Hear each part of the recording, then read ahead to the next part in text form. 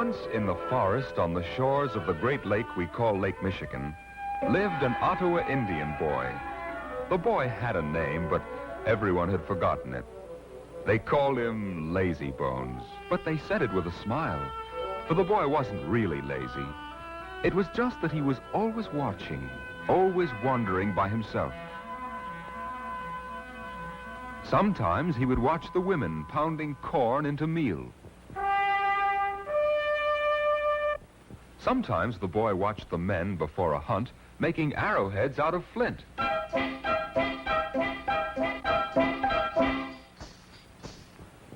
But the boy didn't help them.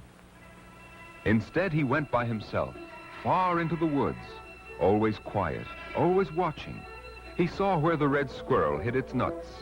He saw where the deer drank and where the wolverine left his big paw marks. He had one friend, a little girl named Gray Fawn, and he told her stories about the woods.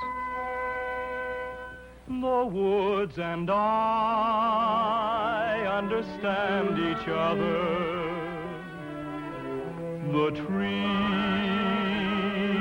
are my friends. The birds and bees are my friends, and the animals come at my call. Oh,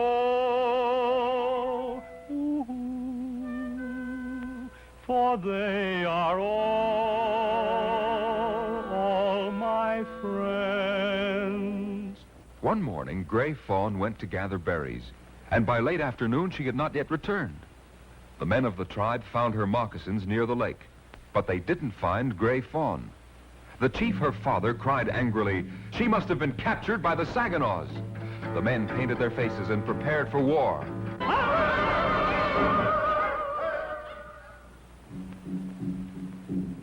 While the men prepared for war, the boy called Lazy Bones went to the shore where Gray Fawn's moccasins had been found. He said to himself, if Gray Fawn had been captured, she would have dropped her berry basket. I don't think she was captured. I think she took off her moccasins to go wading. He looked along the shore until he found a footprint in the mud. He said, she came out here and couldn't find her moccasins.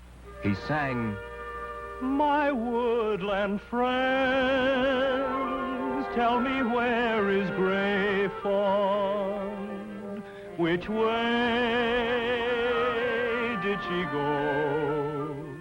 Oh, tell me, please, that you know, and your signs I will follow to her. Oh,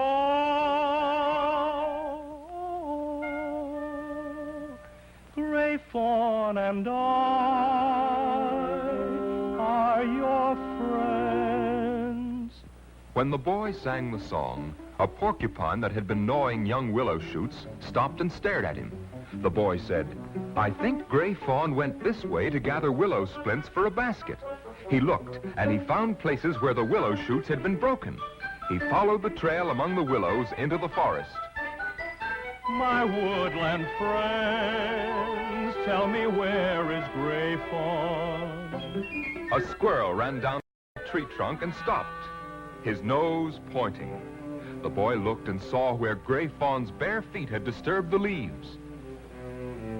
Which way did she go? A rabbit jumped out of some bushes, and the boy looked and saw where Gray Fawn had pushed through. He thought, she knows she is lost and is too frightened to look where she's walking.